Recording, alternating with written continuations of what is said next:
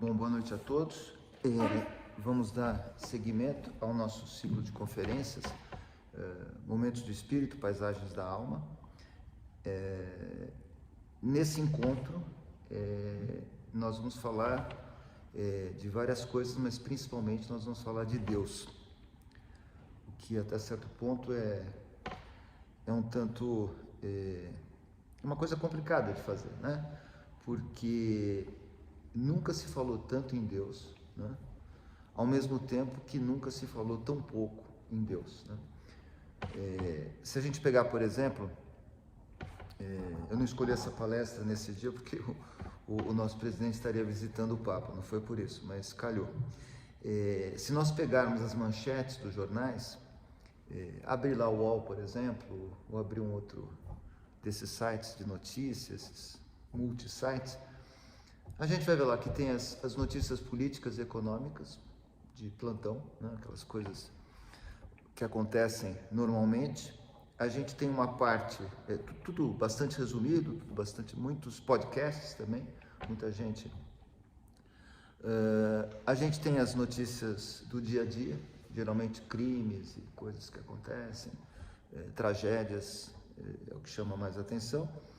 E nós temos uma parte imensa relacionada à vida das pessoas, ao dia a dia e, sobretudo, à sexualidade, né?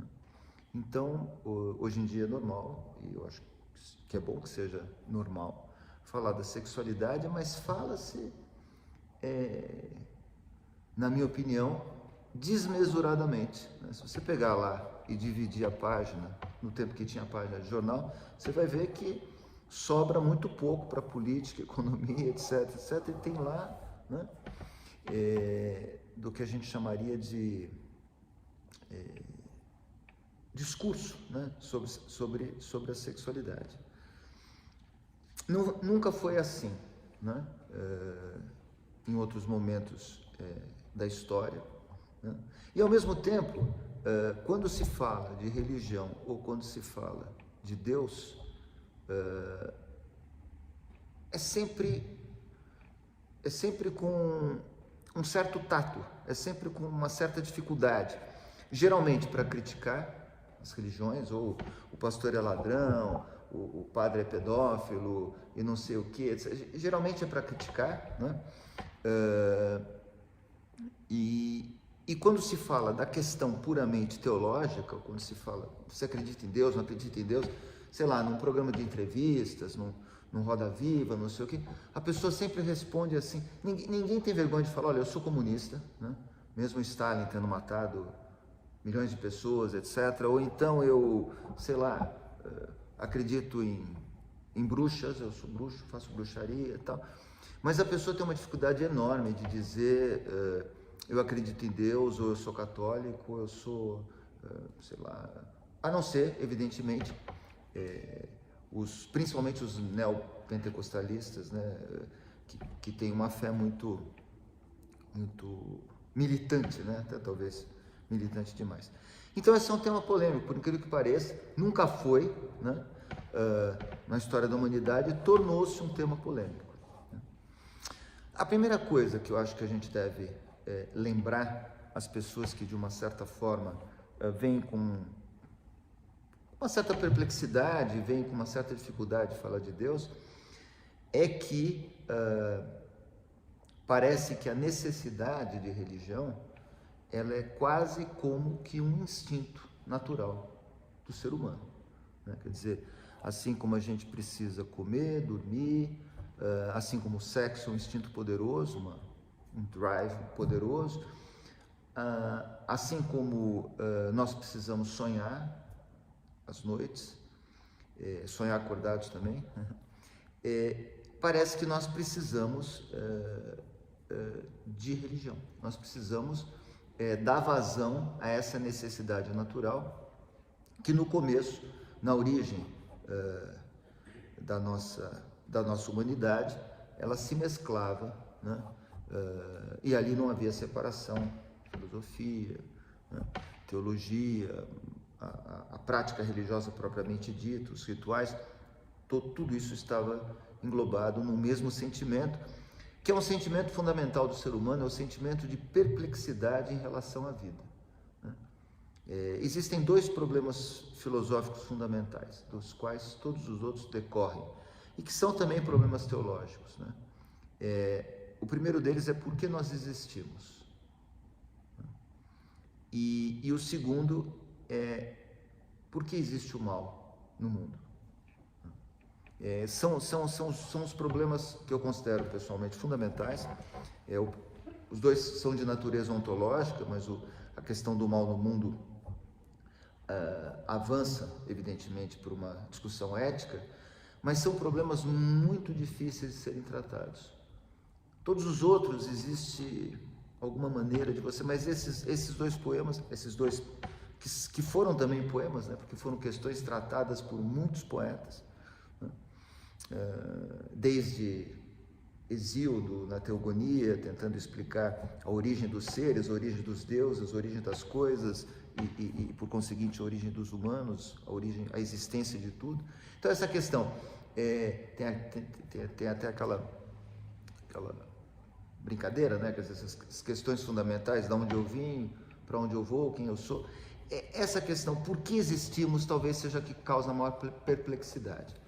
E causa perplexidade, causava não somente aos antigos, que eram muito sábios, né? Nós também temos a tendência de desvalorizar o pensamento dos antigos, né? Achar que nós somos muito modernos, mas causa perplexidade aos físicos contemporâneos, né? Causa muita surpresa aos físicos contemporâneos o fato de que determinados parâmetros, né, determinados números, digamos assim, determinadas quantidades, determinadas proporções entre determinadas entidades do mundo quântico, se essas proporções fossem ligeiramente alteradas, nós não existiríamos. Esse universo, como a gente conhece, não existiria. Existem coincidências muito notáveis, muito estranhas, que fazem com que essa aura de mistério, né, que a gente tem perante a existência, ela não é uma coisa que ficou lá atrás, né, que nós hoje estejamos totalmente emancipados disso. Não, nós somos seres éclairés, né, no sentido de iluministas, regidos pela razão. O mistério das coisas não mais nos toca, não mais nos aterroriza, mas basta uma pessoa olhar para o mar à noite, né, numa praia, ou olhar para um desfiladeiro muito profundo a partir de uma montanha, sei lá, nos Alpes, nos Pirineus, ou mesmo aqui no Brasil, existem altas montanhas. Apesar da banalização das tragédias, basta o indivíduo se ver face a uma tragédia real, pessoal, ou de um próximo. O ateu mais ateu chama por Deus quando o avião está caindo, né? Então, essa é uma questão que nos afeta até hoje, né?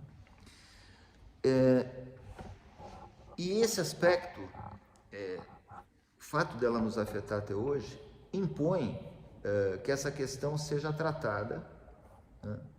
Ou se ela não é, se ela é refugada para baixo do tapete, né, acontece a mesma coisa que acontecia, o exemplo é do Freud, explicando por que determinados desejos, quando são reprimidos, eles acabam voltando, né? Ele falava, olha, como se tivesse alguém aqui nessa plateia me incomodando, falando, etc., e eu botasse o sujeito para fora, né? Pedisse, ó, segurança, vem aqui, bota para fora, não sei o quê. E aí ele ficasse de lá de fora chutando a porta, né? Nós seríamos incomodados do mesmo jeito, né? Quer dizer, não basta simplesmente, seria mais importante talvez fazer algum tipo de um diálogo, um acordo, o que é que aconteceu, tal, como é que nós podemos resolver isso, do que simplesmente varrer, né, para debaixo do tapete ou porta fora, porque ela volta. E a questão de Deus, né, ela volta sempre. Se nós não a encaramos, né, não a abordamos, ela acaba acaba acontecendo duas coisas, né? Uma delas, que é muito engraçado, ela se torna cada vez maior, cada vez mais incomodativa, ela se magnifica. É como se nós potencializássemos um determinado tema. Refugar o tema significa muitas vezes dar força para esse tema. Então aí aparecem comportamentos, digamos assim, exagerados em relação à religião, sectarismos de todos os tipos, né? O segundo problema que pode acontecer quando nós não abordamos essa necessidade natural do homem é nós acharmos que quando essa necessidade se exprime, ela seria algo patológico, né? Quando é justamente o contrário, né? Quer dizer, a religiosidade é um fenômeno absolutamente natural, né? É essencial mesmo à nossa espécie. Não existe povo, até onde eu saiba, né? Salvo o melhor juízo, né? Que não tenha desenvolvido um ritual, uma crença religiosa, uma religião propriamente dita, não existe, né? Então, somente esse fato já nos deveria alertar para que algo de muito estranho está acontecendo com a humanidade nos tempos modernos. Modernos que eu digo contemporâneos, né? Porque quando a gente fala de moderno, a gente pensa no começo do século XX, né? Época do modernismo e tal. Eu estou usando modernos nessa acepção de contemporâneo, porque eu também não gosto da palavra contemporâneo, né? Nesses nossos tempos, né? É uma época em que ou cai de maneira crítica, de maneira totalmente como se rendesse nos braços de uma determinada crença religiosa, né? Ou refuga simplesmente essa crença. Isso é muito interessante. Eu falei numa das outras conferências que se o indivíduo sai da Igreja Católica hoje, amanhã ele está numa outra coisa qualquer, né? Pode estar num terreiro de candomblé, onde as pessoas podem ser boas, o lugar pode ser, enfim, de boas vibrações, vamos dizer assim, mas pode cair numa seita qualquer, né? Ou pode cair em coisas que tentam imitar aquela necessidade de religião. Por exemplo, o comunismo, né? A doutrina comunista, tal como ela foi vivida por muitas pessoas nos anos 50, 60, 70 e até hoje, era uma espécie de religião. Era uma espécie de religião porque ela tinha os seus seres sagrados, os seus dogmas, que à luz de toda evidência não se sustentavam, então eram objeto de crença, né? E que substituía, era uma espécie de substituição. É engraçado, né, que essa expressão ópio do povo é uma expressão justamente marxista, mas acabou se trocando um ópio pelo outro, né? Ou então, as pessoas que refugam esse contato com o sagrado acabam sendo presa fácil de outras coisas. Por exemplo, nos anos 90, houve um certo rebuliço em torno de uma coisa que se chamou neurolinguística. Vocês devem se lembrar, né? Aqui no Brasil, enfim, a pessoa que mais propugnou a neurolinguística foi o Lê Ribeiro, né?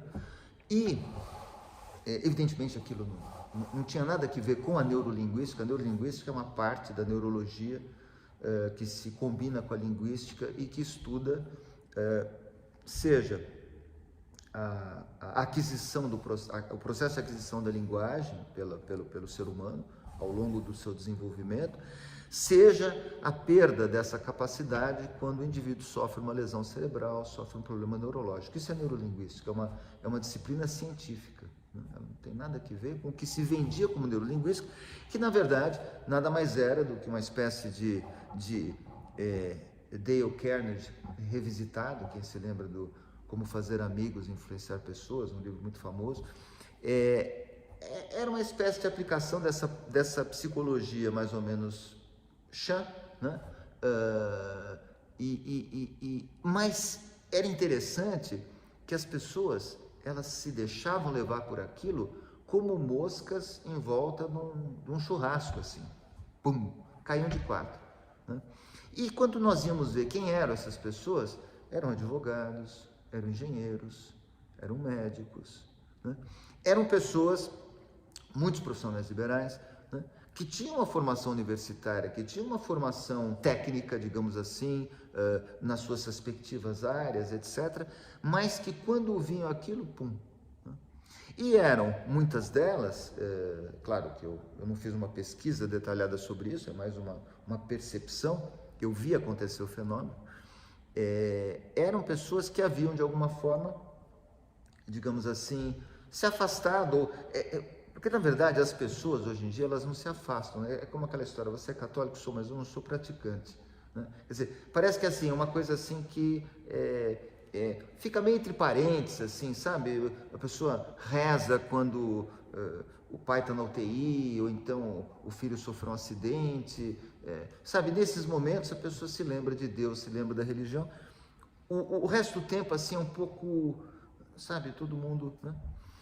E esse é um aspecto que eu acho interessante, porque em nenhum momento da história do ser humano sobre a Terra foi assim, né? A religião sempre foi um aspecto fundamental de todas as sociedades, sejam das sociedades sem escrita, né, que no passado a gente chamava de primitivas, etc., que eram, hoje em dia seria um termo politicamente incorreto, mas sei lá, se pegar uma tribo no meio da África Central, ou uma tribo lá no meio da Amazônia, eles vão ter a religião como um aspecto central da sua cultura, da sua civilização. Não estou fazendo aqui distinção entre essas duas palavras. Foi assim também na Grécia, né? Na Grécia existiam vários níveis de religião. Você tinha a religião oficial, né? A religião dos 12 deuses olímpicos, né? Os templos, as oferendas, e existia uma religião subterrânea, sobre a qual nós falamos aqui, os mistérios órficos, os ritos dionisíacos, né? Os mistérios de Eleusis, e vai por aí afora, né? Então tinha uma corrente mais, digamos assim, subterrânea, esotérica, e tinha aquela religião oficial que todos praticavam. Foi assim em Roma, né? Foi assim no caso dos babilônios, foi assim no caso dos egípcios, foi assim no caso dos judeus, foi assim no caso da cristandade desde que o cristianismo apareceu, né? Quer dizer, não houve agrupamento humano ou sociedade onde a religião fosse o eixo principal, né?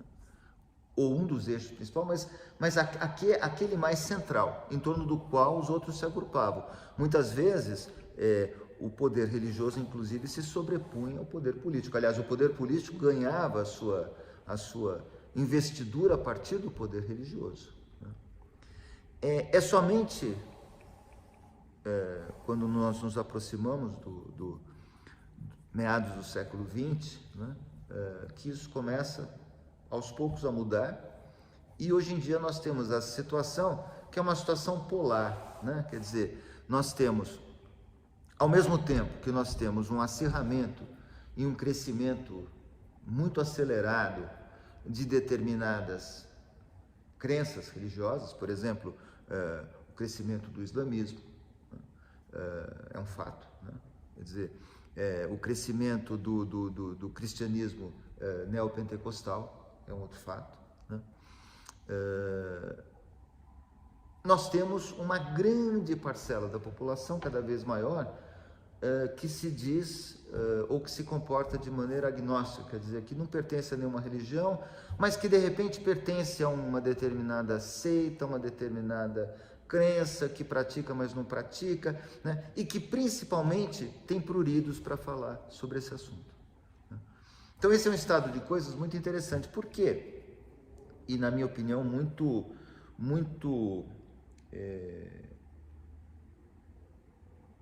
revelador, e ao mesmo tempo consiste em uma explicação muito interessante de por que certas coisas acontecem tal como acontece hoje em dia, né?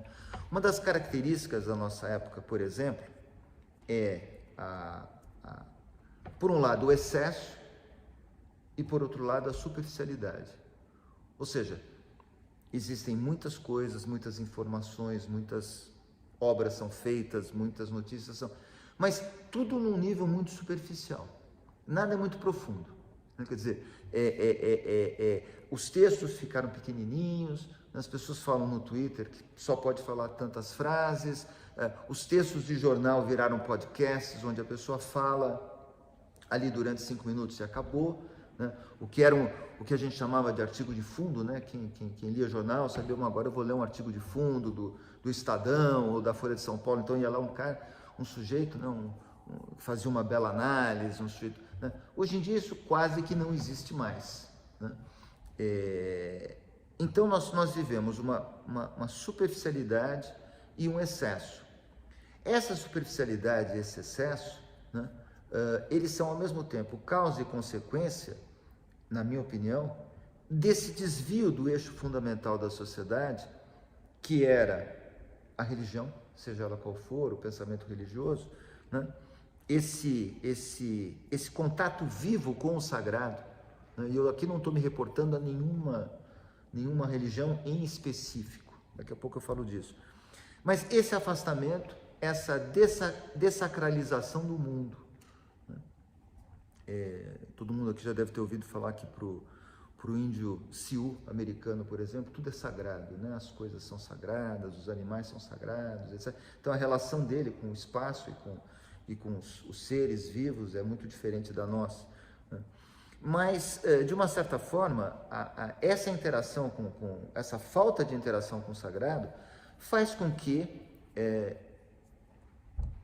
a reflexão sobre o comportamento, a reflexão sobre os objetivos, a reflexão sobre os meios, ela se torne cada vez mais acessória, cada vez menos necessária, né? Porque o que interessa, fundamentalmente, é o aspecto econômico do processo. É por isso, agora um pouco menos, mas houve uma época, nos últimos 40 anos, que o economista era o profissional mais requisitado, o que mais falava, o que mais dava opiniões, etc., como se a sua atividade, né, que é basicamente uma atividade relacionada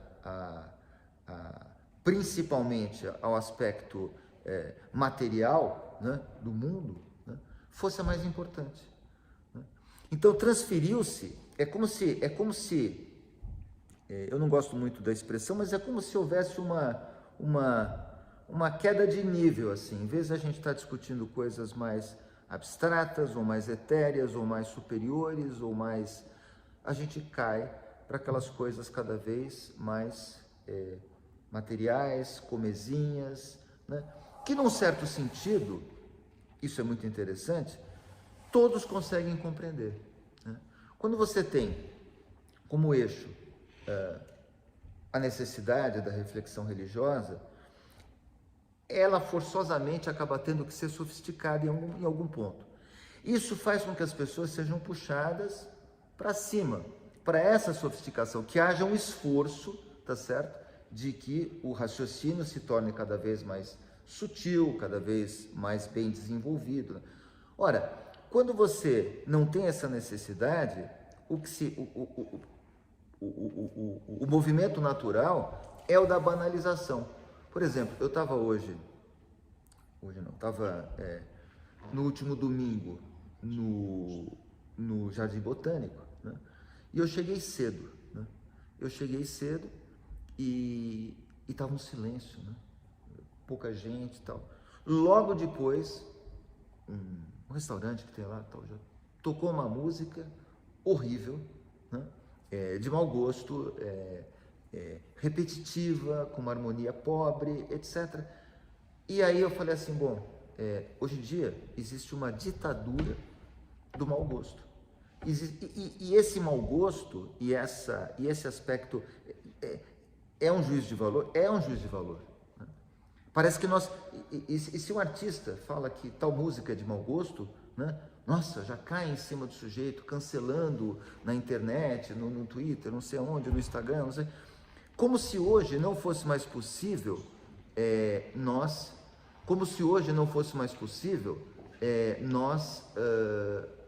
fazermos juízos de valor. O juízo de valor é o início do juízo estético. É impossível, né, que você possa avaliar a qualidade de uma obra de arte se você inicialmente não fez o juízo básico, que é gosto ou não gosto.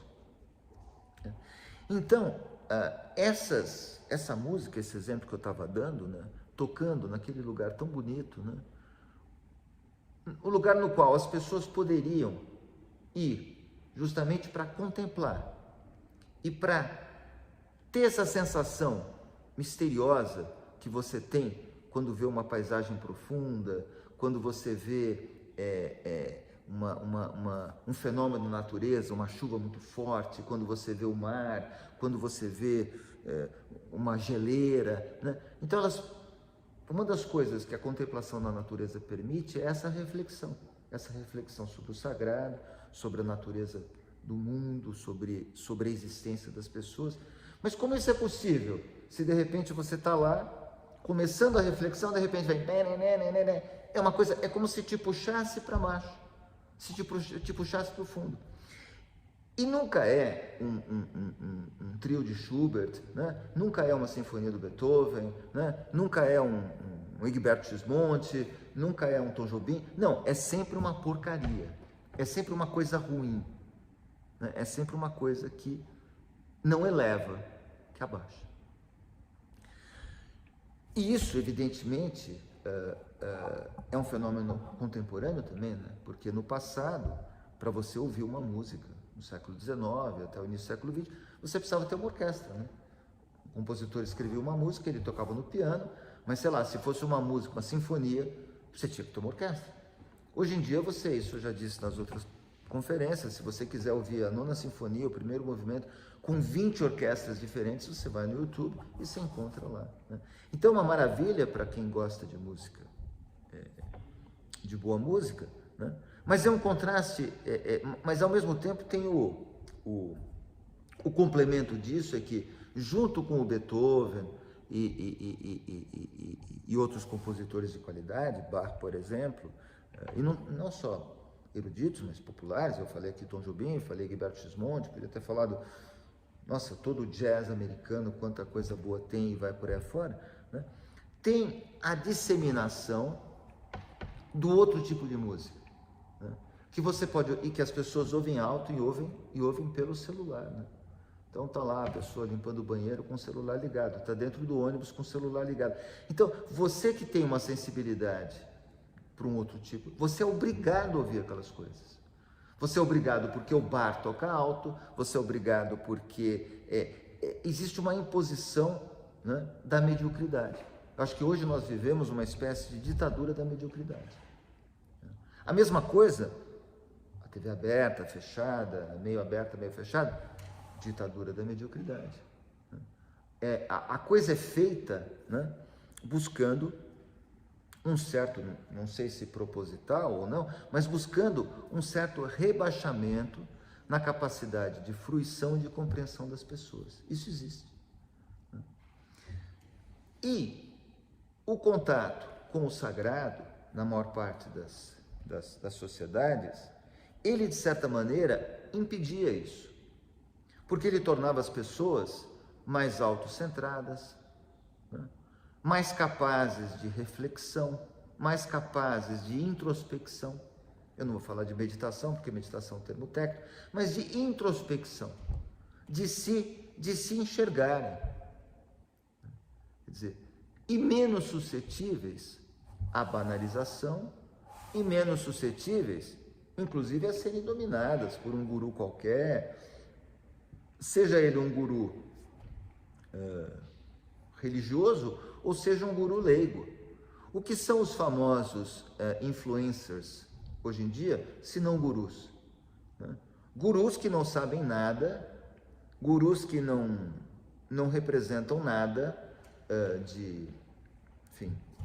de consistente em termos de conhecimento, são pessoas que dão suas opiniões, assim, que também são opiniões rasas, e que as pessoas seguem. E por que as pessoas seguem? Porque as pessoas precisam seguir alguma coisa. Aí nós voltamos ao ponto, né, inicial. Se esse instinto religioso ele não é preenchido, por exemplo, por uma religião, pela religião católica, ou pelo judaísmo, ou por uma religião africana, por um corpo de conhecimentos que, de uma maneira muito clara, dá forma a uma determinada sociedade, ele vai partir para qualquer coisa. Qualquer coisa serve, né? É um pouco como as pessoas hoje tomam avião, né? Com havaiana, short, camiseta regata, um edredom para quando fizer frio e vamos nessa, né? Quer dizer, é um pouco assim a cabeça das pessoas hoje. Se você abrir, por exemplo, e eu volto a isso porque eu acho que é sintomático, quando eu tenho introspecção, quando eu sou uma pessoa autocentrada, quando eu não transformo a minha cabeça num depósito de lixo, né? Eu sento, eu pego um livro, ou eu abro o meu Kindle e procuro lá um livro. Eu estou concentrado naquela obra. Eu estou lendo um romance, eu estou lendo um poema, eu estou lendo um ensaio de filosofia, eu estou lendo um texto crítico de literatura, eu estou lendo uma história, sei lá, eu estou lendo uma coisa. Quando você fica fazendo assim no Facebook, ou olhando, por exemplo, a tela da UOL, você passa assim do aprovação, não sei da lei tal, para fulano mostrou o traseiro não sei para quem, fulano está namorando não sei quem, ao mesmo tempo que aconteceu na novela de ontem, depois você passa por um assunto econômico, aí você volta por um cara que fez aniversário, se você está no Facebook, aí tem uma frase, né, viver é, amar é, aí como é que pode a cabeça de uma pessoa funcionar direito, né, e ter concentração nessas condições? Então existe uma incapacidade das pessoas fazerem reflexões mais profundas, primeiro porque elas não aprenderam, não foram educadas para isso, e aí eu volto ao problema da educação daqui a pouco, né? Segundo, porque elas não têm uma capacidade quase que neuropsicológica de fazer isso. Essa capacidade foi extinta, né, pelo tipo de ambiente ruidoso, confuso, complicado, né? Essas pessoas, elas deixaram de perceber o complexo porque viveram sempre num ambiente complicado, sempre num ambiente confuso, porque existe uma diferença muito grande entre o que é complexo e o que é meramente confuso, o que é complicado desnecessariamente. O complexo nem sempre é simples, o complexo pode ser muito complicado. Para a teoria das cordas ou das supercordas é muito complicado e muito complexo, né? Mas tem ideias que são complexas que podem ser traduzidas em termos mais simples, mas para isso eu preciso ter essa capacidade de compreender, de meditar, de persistir em torno de um único tema, de me concentrar. Agora, se eu leio duas frases aqui, duas frases ali, uma foto ali, a notícia sobre uma influencer aqui, depois eu vejo lá hoje eu estava vendo lá 10 maneiras de você beijar, depois um documentário sobre, enfim, é impossível, né? É impossível você disciplinar a mente, né, nessas condições. E isso faz, é por isso que eu falei que é causa ou consequência, isso faz com que as pessoas, elas sejam, eu acho que nunca houve uma época onde a cultura estivesse tão disponível e as pessoas fossem voluntariamente ou involuntariamente tão incultas, né? Quer dizer, você podia reclamar em determinado momento que não tinha meios, que as pessoas não tinham como ter cultura, etc.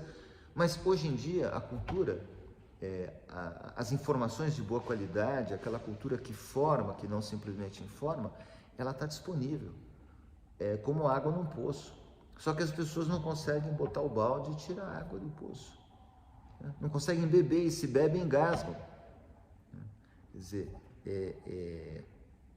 o Platão tem um mito muito famoso, o mito da caverna, que você deve conhecer, que está na obra Politeia, né? Que as pessoas traduzem normalmente por República, não tem nada a ver com República, em que ele narra essa história de que ele faz uma comparação, né? Justamente para mostrar que a verdade pode ser de difícil reconhecimento para aqueles que estão acostumados à mentira. Então ele imagina que você tem homens que foram criados desde criança, desde pequenos, acorrentados numa caverna, olhando só para o fundo da caverna. E sobre esse fundo da caverna são projetados, por pessoas que seriam quase os manipuladores desses homens marionetes, né? São projetados sombras de objetos reais. Então você pega, por exemplo, uma garrafa e passa na frente de uma luz assim e aparece a sombra da garrafa. Você pega uma estátua de um homem, passa na frente assim e aparece um homem. E essas pessoas são, justamente porque sempre viveram assim, elas acreditam que o mundo seja aquele, né? Que o mundo seja composto de sombras. E o Platão imagina que uma dessas pessoas consiga se libertar, né?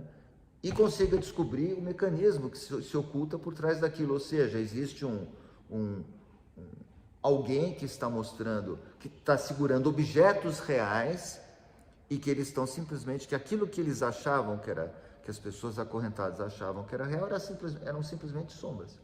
Imagina que essa pessoa saísse da caverna e, além de ver os objetos reais e as pessoas que carregavam esses objetos, essa pessoa contemplasse o sol, que seria a verdadeira luz, de onde, né, da qual todas as outras seriam, digamos assim, imagens, né? Você faz um fogo porque naquele momento você não tem a luz do sol, né? Imagina que esse homem voltasse para a caverna e tentasse convencer os que continuavam acorrentados que aquilo que eles viam não era verdade. Esse homem ia ser considerado louco. Ele ia ser perseguido, ele ia ser punido, ele ia ser maltratado. Por quê? Porque aquela crença que essas pessoas tinham estava tão arraigada, a incapacidade delas de enxergarem a verdade era tão grande que nada do que ele dissesse funcionaria. E eu acho que hoje em dia, no nosso mundo, existe uma espécie de blindagem, né, da cognição. Existe o que eu chamo de... primeiro eu chamo a nossa época de o grande afundamento. Eu acho que a nossa capacidade de produzir obras excelsas, de produzir coisas sublimes, está se esgotando rapidamente e o mundo vai afundando assim, em termos de se tornar cada vez menos profundo, cada vez mais raso, né? É um afundamento paradoxal. Quanto mais nós afundamos, mais rasos nós nos tornamos.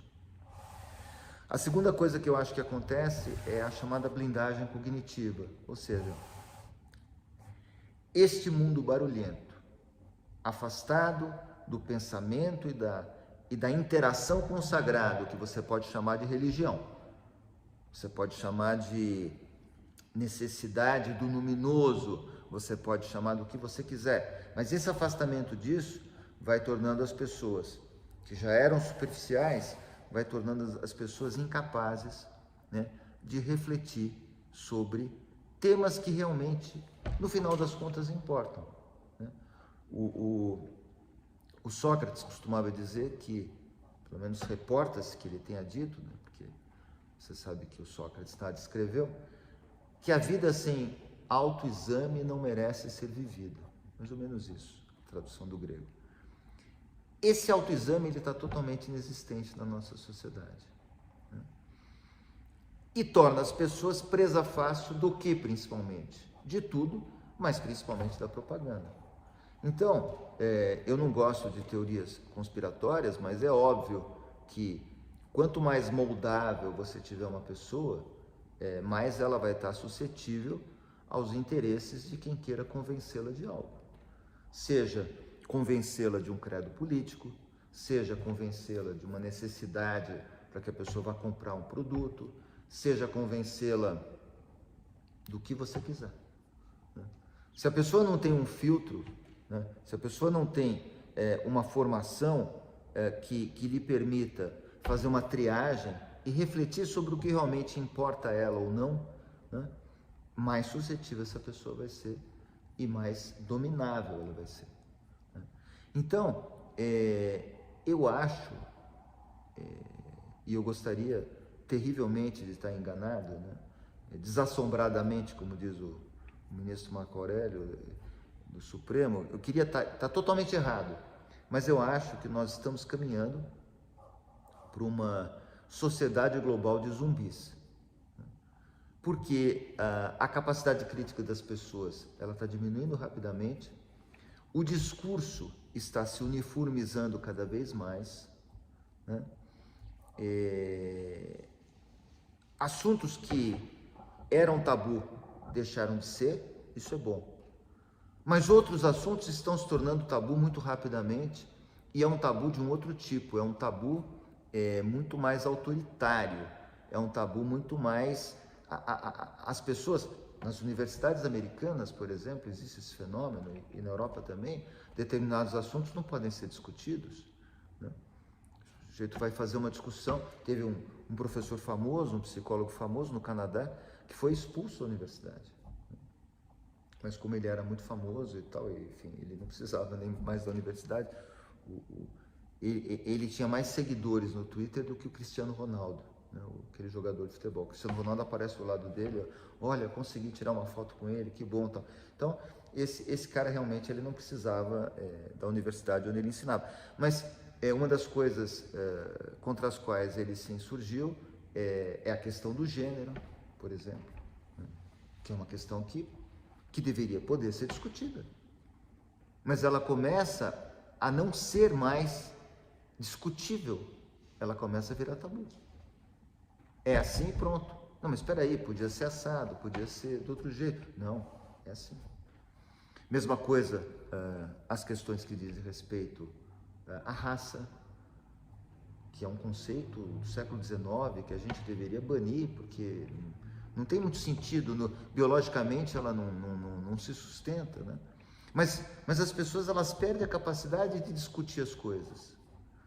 E eu acho isso muito grave, porque isso se reflete em outras dimensões. Por exemplo, a sensibilidade das pessoas para a poesia, vou falar um pouco de poesia, porque no fundo todas essas conferências, elas, de uma certa maneira, elas tentam iluminar a natureza da poesia, porque a poesia é um dos caminhos que eu considero mais promissores, mais sofisticados, mais capazes de conduzir o indivíduo a uma elevação do espírito, né? A um contato com o sagrado, a um contato com a realidade profunda das coisas. E eu não estou dizendo no sentido concreto necessariamente, né? Como a viagem que Dante faz pelos infernos, pelo purgatório, até chegar a Deus, né, ao trono de Deus. Eu não estou falando nem aspectos teocráticos, eu não estou falando de um Deus pessoal. Simplesmente o contato com esse sagrado, aquele sentimento que você tem, como eu falei, quando você vê um grande espetáculo da natureza, ou quando você ouve uma música que lhe toca profundamente, ou quando você lê um poema que toca você profundamente, você entra nesse estado de espírito. Mas cada vez mais as pessoas têm essa capacidade, em menor grau, de entrar dentro do poema, ou deixar que o poema entre dentro dela. Então essa escuta, essa capacidade de entender o que está sendo dito, né, é o que eu chamo de blindagem cognitiva. Só passa, é como se fosse um filtro, né? Só passa o que é banal. Aquela música assim, essa passa. Agora, se tiver um pouquinho mais de sofisticação, bumba, bate no filtro e volta. aquele textinho básico dos influencers, aquela gíria meio mequetrefe, essa passa. Mas é como se o filtro fosse assim, o que é bem raso passa. Qualquer coisa um pouco mais complicada, pum, bate. Isso me deixa muito preocupado, por um lado, porque isso afeta as pessoas que já são adultas, né? Mas afeta profundamente as crianças que estão em formação, né? Então esse é um grande problema, ou seja, enquanto outras sociedades que tinham uma conformação mais normal, no sentido estatístico, né? Todas as sociedades, a maioria das sociedades que viveram até hoje, elas se desenvolviam em torno de um elemento sagrado básico, né?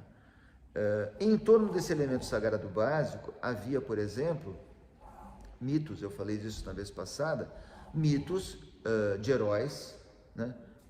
Que mostravam exemplos de pessoa. Falou, olha, nós queremos na nossa sociedade esse tipo de pessoa aqui, esse tipo de homem, esse tipo de mulher, esse tipo de criança, esse tipo de velho. E o mito mostrava isso, né? Então, a pedagogia nessas sociedades, ela é feita no sentido de formar essas pessoas que tenham esses valores. Ora, no nosso mundo, perderam-se os modelos. Qual é o modelo de pessoa que a gente quer formar? A gente não sabe. E como é que é possível? É interessante que numa época onde tem tantas universidades, tantas faculdades de pedagogia, né, não se saiba muito bem que tipo de pessoa nós queremos formar. Qual é o modelo a ser seguido? Ou quais são os modelos a ser seguidos? Por exemplo, na Idade Média você tinha dois modelos principais, o modelo do guerreiro, né, o que vai e luta, né, e o modelo do sacerdote. Era o monge e o nobre que guerreia, era o rei, o papa, dois modelos polares. Na Grécia Antiga você tinha o modelo do cidadão, né, do herói, do indivíduo ligado à sua cidade, à sua polis, mas que ao mesmo tempo tem que ser corajoso, tem que não fugir na hora da batalha, né?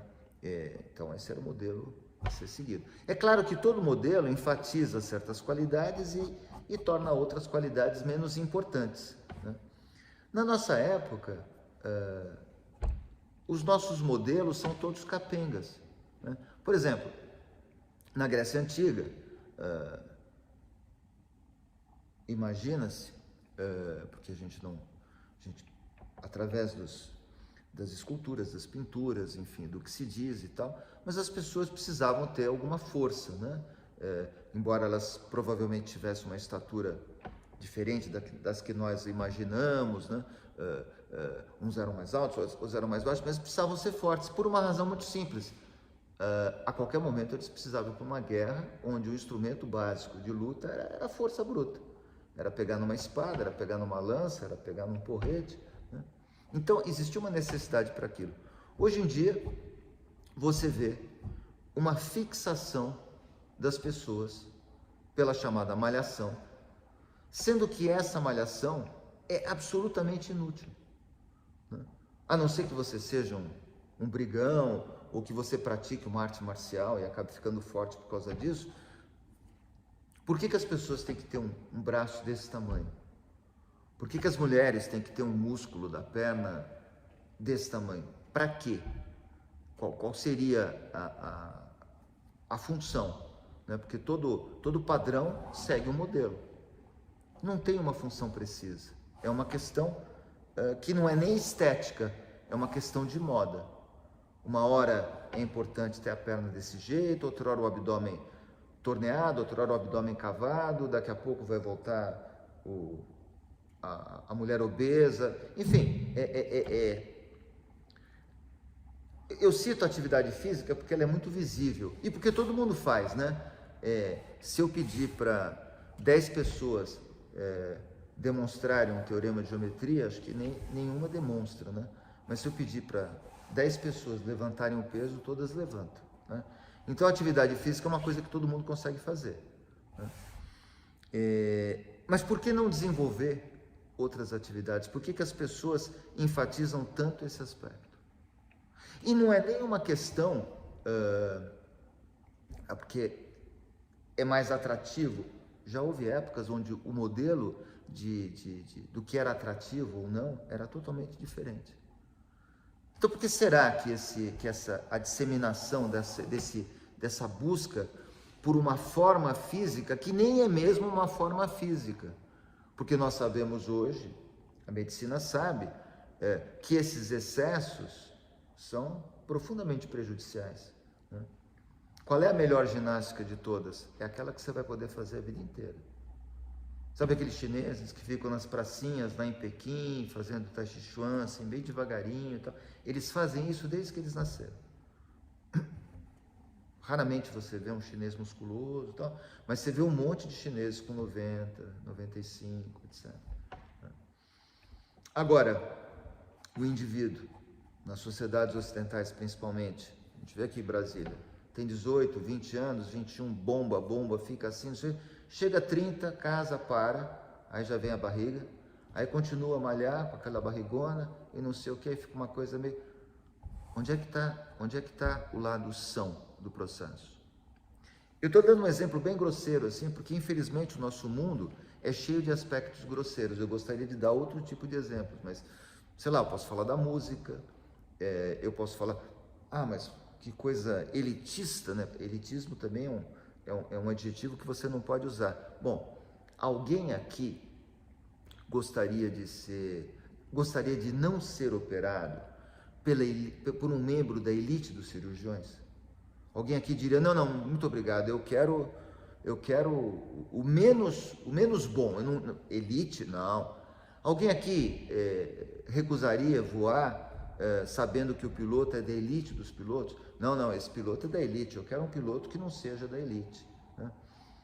Elite, né, simplesmente define uma situação, né, onde as pessoas detêm um determinado conhecimento, né, detêm uma determinada excelência, né, mas se confunde de maneira primária e grotesca com o fato do indivíduo ser endinheirado ou não, né? E eu não chamaria uma pessoa que é rica de elite.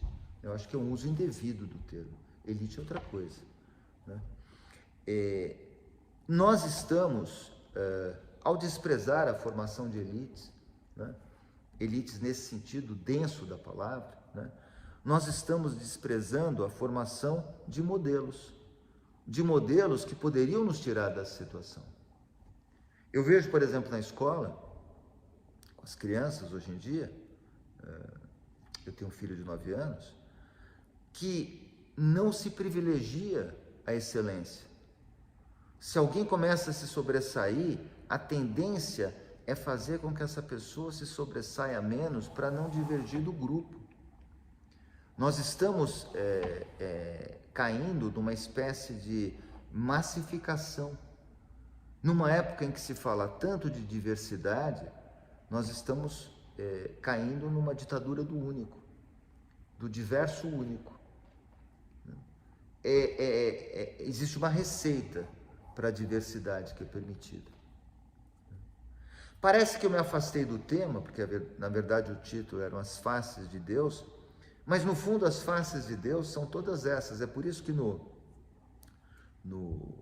na ilustração que eu coloquei na internet, né, para divulgar o evento, tem vários rostos meus, né, multiplicados, né?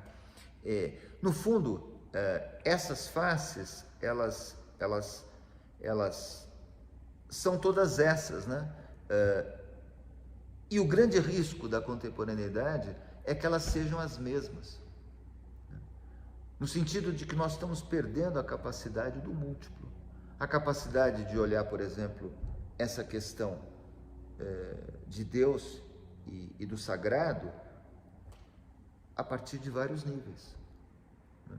Ou é uma compreensão meio grosseira, no sentido técnico, pumba, o indivíduo cai de 4 e é uma conversão assim totalmente acéfala a uma determinada crença, ou é o que eu falei, uma refuga meio incomodada, meio envergonhada, não, eu não sou religioso, não, religião, não. Quer dizer, nunca é uma adesão, raramente, nunca, né? Raramente é uma adesão tranquila.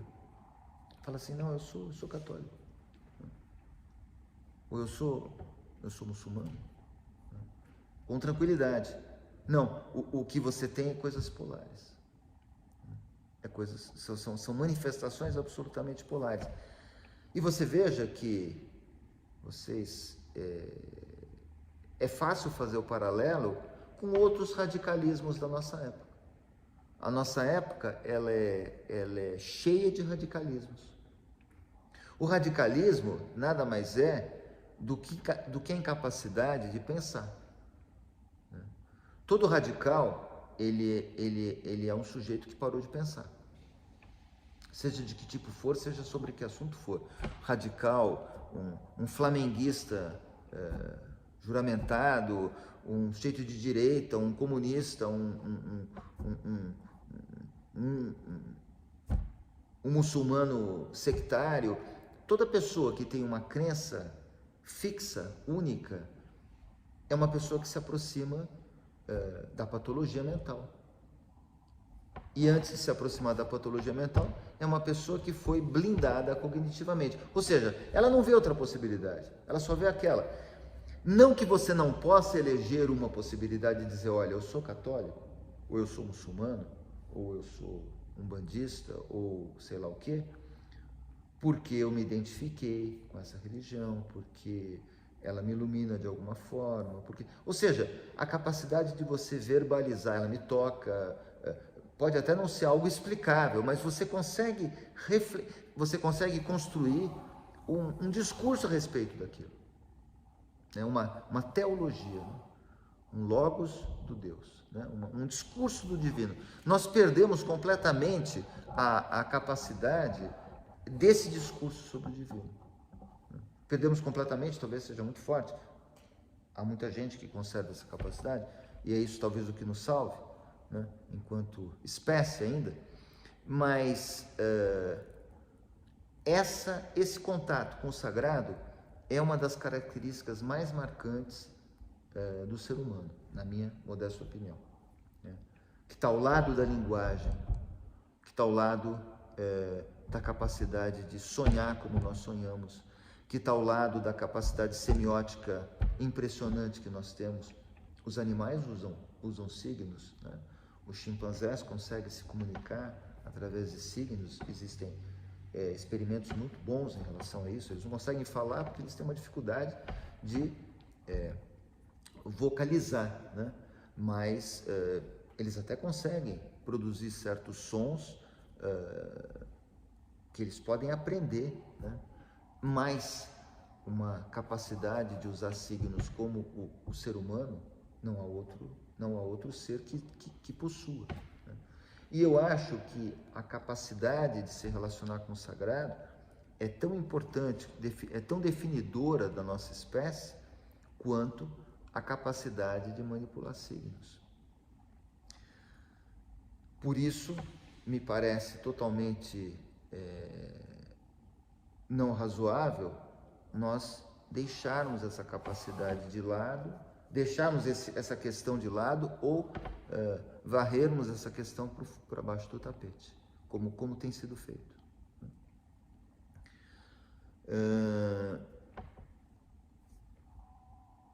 Eu estou caminhando mais ou menos para o final do que eu queria dizer hoje, né?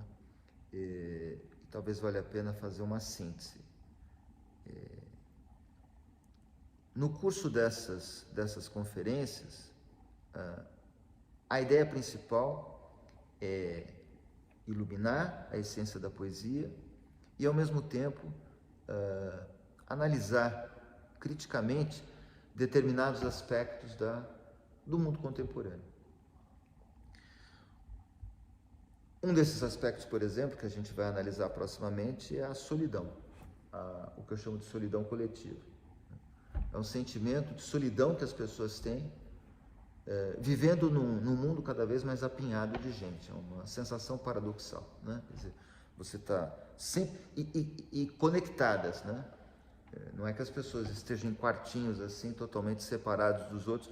Tem muita gente, mas está todo mundo separado. Não, as pessoas estão totalmente conectadas ao ponto de que o indivíduo não consegue atravessar a rua sem parar de teclar no celular. É um negócio impressionante.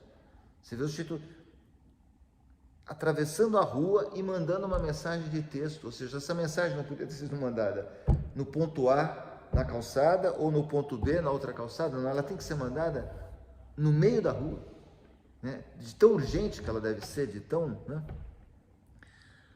Então, é uma situação completamente inconcebível, né? Um outro aspecto mas só que esse da solidão nós vamos analisar mais para frente. Já falamos um pouco de educação no sentido de pedagogia, né, de formação, né? Já falamos da importância dos mitos. Um outro aspecto definidor da nossa espécie é que nós somos seres, não só seres semióticos, mas seres mitofílicos, né? Nós gostamos dos mitos, nós precisamos dos mitos. Os mitos nos formam. Os mitos, eu disse da outra vez, eles são a substância da nossa alma. Hoje, eu falei de um aspecto que é a relação do homem com o sagrado, que predomina, né, que é talvez o tema fundamental da maior parte das mitologias. Quer dizer, existem as mitologias dos heróis, né, dos semideuses, mas a maior quantidade de mitos que surgiram até hoje, porque nós não sabemos como eles foram feitos, surgiram em torno da figura da divindade, não é? Então, todos esses aspectos, seja a solidão coletiva, que nós abordaremos, seja a blindagem cognitiva, seja esse afundamento, né, do qual eu falei, o fato de que as coisas estão se tornando cada vez mais rasas, cada vez menos profundas, cada vez mais massificadas, esse afastamento do sagrado, o afastamento dos mitos, né, a pedagogia se afastando desse mundo da mitologia, a ausência de modelos na nossa sociedade, de modelos a serem seguidos, de modelos que a sociedade comungue, né? Que a sociedade aceite globalmente, né? Não há modelos, né? Se não há modelos, não há referências, né? Se não há referências, as pessoas ficam perdidas, porque certo, errado, começam a ser conceitos, belo, feio, começam a ser conceitos absolutamente relativos. Tudo pode ser bonito, então tudo pode ser feio. Tudo pode ser de boa qualidade, então também tudo pode ser de má qualidade. Tudo pode ser bom, então tudo pode ser mal. E vai por aí afora, né? Hoje em dia, você exercer a sua capacidade crítica, muitas vezes é uma ofensa, né? Você fala, olha, eu não gosto de música sertaneja, dessa eletrônica, eu acho uma porcaria. Se um cantor falar isso, nossa, ele vai ser crucificado, né? Eu falo isso com maior tranquilidade. Eu acho o sertanejo pop uma porcaria. Meu Deus do céu, me deem licença de ter minha opinião sobre as coisas. É por isso que eu tenho a capacidade de ter juízo estético. Eu acho uma droga, né? Gosto do sertanejo mais folclórico, mais raiz, daquele primeiro sertanejo. Eu acho que tem coisas belíssimas, né? Mas música brasileira, meu Deus do céu, nós temos autores como Tom Jobim, como Edu Lobo, como Gilberto Gismonti, meu Deus, e a referência que as pessoas têm são essas duplinhas que surgiram não sei de onde e que falam da tal da sofrência. É isso que a gente quer né? E aí o problema da massificação, porque isso está em todo lugar. Hoje eu estava falando de bactérias para o meu filho, eu estava explicando, as bactérias elas estão em todo lugar, no ar, onde você está. Pois essa música ruim está em todo lugar. Você entra num bar, está tocando. O carro do lado para, está tocando. Você vai no banheiro, num lugar, tem o jeito que está limpando o banheiro, está ouvindo no celular dele. É um negócio impressionante, você não consegue se separar. Você vai no Jardim Botânico, né, que é para ter uma experiência do luminoso, né, do sagrado, quando você está... Aí vem aquela música. Então, é um negócio assim, como é possível uma elevação espiritual?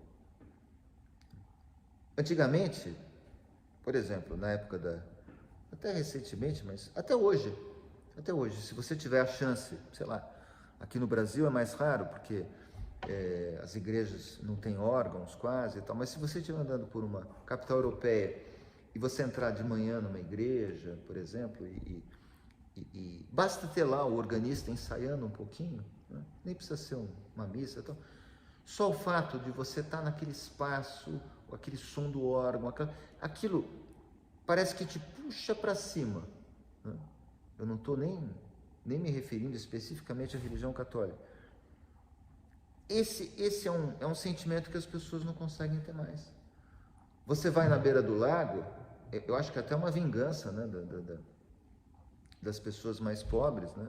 Talvez tenha a sua razão, mas assim, acho que o pior lugar para você ter uma casa em Brasília é na beira do Lago Sul, né?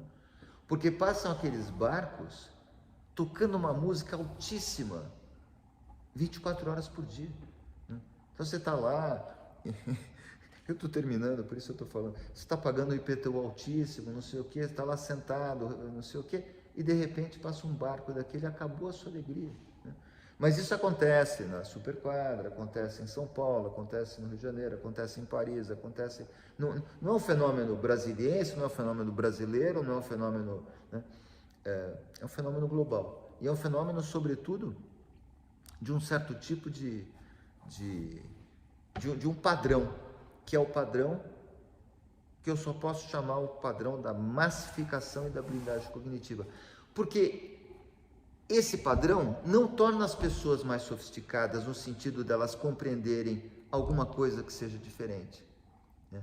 Quem foi criado entendendo a música do Beethoven, entendendo a música do Bach, consegue entender outros tipos de música. Mas quem mais simples, digamos, mais repetitivos, né? Agora, quem só se ocupou e só viveu mergulhado nesses ritmos, não consegue entender mais nada. É como o ensino da matemática, né? Que é uma coisa tão maravilhosa, que eu pessoalmente estudo, matemática e física, estudo por prazer, que é tão mal ensinado nas escolas, que as pessoas têm tanta aversão, né? Que já vem dos pais, né? Só de ouvir falar em casa, o filho já fica com aversão à matemática, né? E que, na minha opinião, é uma estupidez, né? Se você vai, por exemplo, numa comunidade, que a gente antigamente chamava de favela, né? Vamos fazer um projeto cultural numa comunidade. Geralmente, um batuque, capoeira, ou uma luta marcial e futebol. Raramente, né, tem o exemplo daquele maestro, agora me falha o nome, grande pianista brasileiro, enfim, João Carlos Martins, que agora é regente, né, que numa favela lá em São Paulo, numa comunidade, ele começou a ensinar as crianças, etc. Então, né, por que uma criança não pode aprender violino, não pode aprender violoncelo? Por que ela só tem que fazer batuque, capoeira e futebol, né? Quantos matemáticos existem escondidos nessas comunidades, né? Quantos físicos, talvez brilhantes, existem escondidos nessas comunidades? Quantos músicos realmente que mereçam esse nome existem escondidos nessas comunidades? Mas a gente não dá chance, porque a gente ensina sempre o banal, né? O funk é fácil, né? É um movimento pélvico, é quase a consumação ritual de um ato sexual. Várias sociedades têm esse tipo de dança, né? Mas ele é muito rudimentar. É fácil você fazer isso, porque é tão natural. Agora, entender uma música mais complexa não é. Então, eu acho que a educação, ela deve deve procurar a complexidade para permitir que as pessoas se tornem mais capazes de compreender coisas mais profundas, de ter pensamentos mais complexos, mais elevados. A racionalidade é um traço que nos marca e que deve ser desenvolvido junto com outras faculdades mentais. Mas com a educação tal como está, eu acho difícil, né?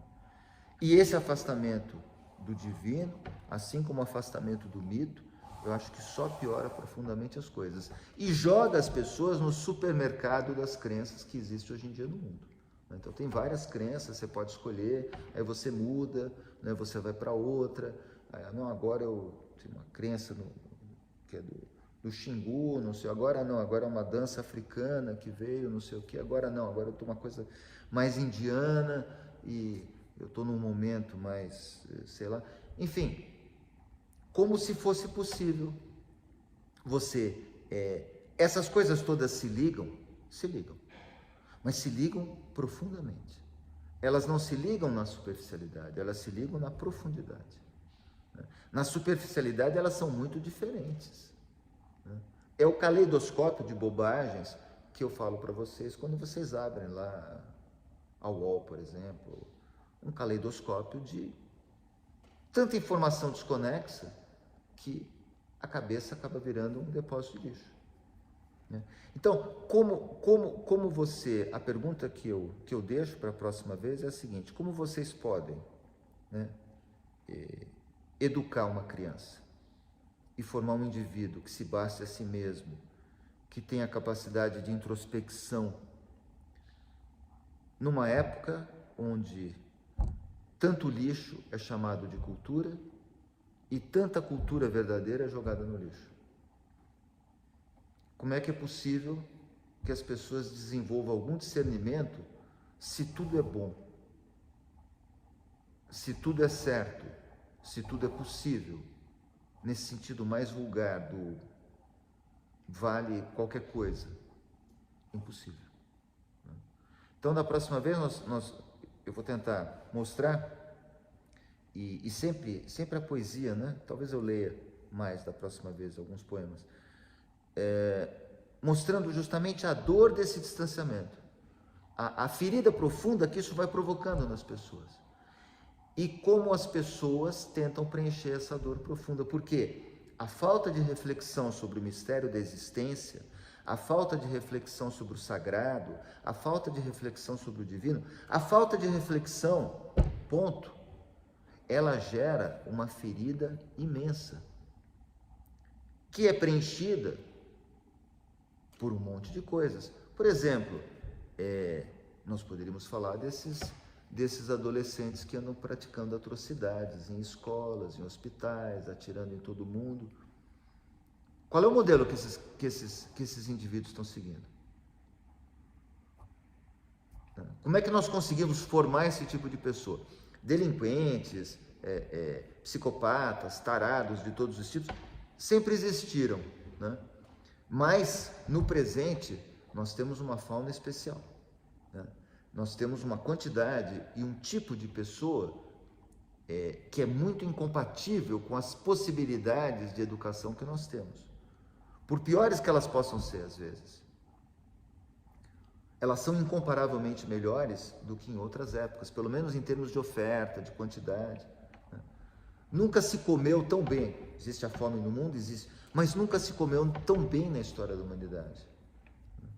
Nunca se teve cuidados médicos tão bons na história da humanidade. Tem fome, tem pobreza, tem falta de atenção médica, tem. Mas se você pegar na média, né? E o que é engraçado é que essas pessoas, elas não aparecem, ou aparecem, ninguém fica sabendo, porque tem tantas outras tragédias, nos lugares mais desvalidos. Geralmente não são pessoas que passaram por grandes provações econômicas, né? São pessoas que estudaram até em escolas de bom nível, enfim. Não são... É difícil explicar, simplesmente dizer, não, era uma pessoa pobre, assaltou porque sempre foi tratada mal, etc., que você pode até entender, sei lá, a origem da... Não, é uma violência que está copiando uma outra violência que, por exemplo, está na internet. Tem alguém estimulando essa pessoa a fazer isso. Copie o que eu estou fazendo. E a próxima vez a gente vai analisar justamente a pertinência aos grupos e o bullying. Né? Por quê? Porque a incapacidade dos indivíduos de viverem, de serem autossuficientes, de se autoexaminarem, de poderem subsistir, né? Quer dizer, existir por si mesmos, né? Faz com que eles sejam gregários. A espécie humana é gregária, sempre foi. Nós só conseguimos sobreviver porque nós formamos sociedades. Um homem sozinho é um péssimo lutador, né? Pode aparecer uma jaguatirica pequenininha assim e mata o sujeito, porque ele não tem armas, não tem garra, não tem dentes, não tem ferocidade, né? O homem, quando se juntou em grupo, chegou a matar até mamutes, animais enormes, selvagens. Dominamos o mundo, né? Nós dominamos o mundo. Então, o gregário faz... O homem é um ser social nesse sentido, ele vive em sociedade, né? Mas, uma coisa é você viver em sociedade mantendo-se como indivíduo. Outra coisa é você entrar numa determinada sociedade ou num grupo social perdendo a sua individualidade e se tornando uma espécie de autômato, de robô, né? Esses grupos radicais que estimulam esse tipo de violência, as seitas religiosas que arrancam o dinheiro das pessoas, e nisso inclui uma série de igrejas também, obviamente a gente sabe disso, e vai por aí afora, só são possíveis porque essas pessoas abdicaram da própria individualidade. E elas só abdicaram da própria individualidade porque muitas vezes elas nem sabiam que tinham uma. Elas nunca foram pessoas. Para você ser uma pessoa, um indivíduo, você tem que ter uma noção daquilo que você é. Você tem que ter uma ideia sobre as coisas. Essas pessoas, elas foram tão mal formadas que elas não chegaram a se constituir como indivíduos. E aí, a primeira oferta que elas tiverem para fazer parte de um grupo, uma gangue, né, elas vão entrar. Por exemplo, eu não quero me adiantar, mas o que é torcer para um time? Interessante analisar isso daí. Torcer assim desesperadamente para um time é fazer parte de alguma coisa, é fazer parte de um grupo, é se identificar com algum grupo. Por que será que tem certas pessoas que têm essa necessidade profunda? Porque, afinal de contas, um jogo de futebol pode ser muito interessante, divertido, tal. Agora, a pessoa fica doente porque o time perdeu, ou porque tomou um gol, ou porque, como se fosse o assunto mais transcendental e crítico me parece uma insanidade completa. E não é uma coisa contemporânea.